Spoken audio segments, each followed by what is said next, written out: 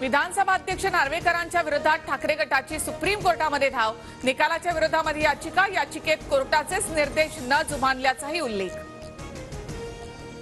उद्या उद्धव ठाकरे यांची महापत्रकार परिषद, नार्वेकरांच्या निकालावर खुली चर्चा होणार, संजय राऊतांची माहिती। सरकारने सगळे सोयरे म्हणजे कोणते स्पष्ट करावं, 20 तारखेच्या आत अधिवेशन बोलावून मार्ग काढावा, जरांगेंचं सरकारला आवाहन। अंतरवाली सराटीमध्ये बच्चू कडू आणि जरांगेंमध्ये सगळे सोयरे शब्दाबाबत चर्चा। सरकारच्या शपथपत्रात जरांगेंनी बदल सुचवले, जरांगेंनी सुचवलेले बदल बच्चू कडू सरकारला देणार।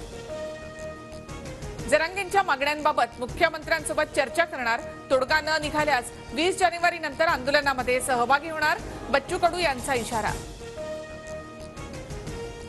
अंगणवाडी सेविकांच्या संपाविरोधात गुणरत्न सदावर्तेंची हायकोर्टात याचिका। संपामुळे 74,000 बालकांना फटका आणि महिला सुद्धा पौष्टिक आहारापासून वंचित असल्याचा याचिकेमधून दावा। लहान मुलांसह 70 लोकांचं वऱ्हाड निघालं दावोसला। आदित्य ठाकरेंची शिंदेंच्या दावोस दौऱ्यावर टीका, तर निघालेलं वऱ्हाड पण 2 लाख कोटींची गुंतवणूक घेऊन येणार, प्रसाद लाड यांचं प्रत्युत्तर।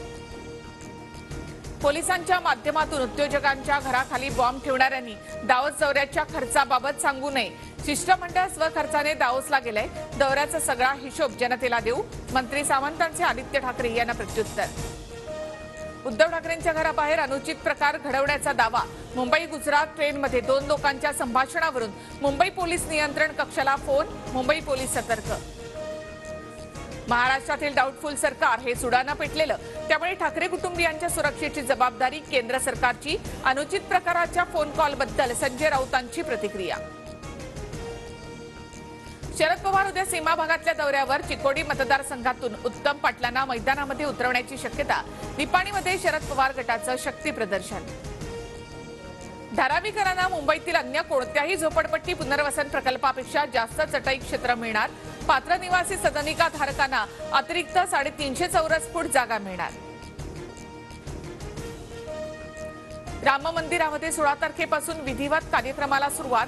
अधिवास करण्यासाठी 18 जानेवारीला गर्भगृहात प्रभू श्रीरामांची मूर्ती बसवणार, तर 20 आणि 21 तारखेला मंदिर दर्शनासाठी बंद असेल।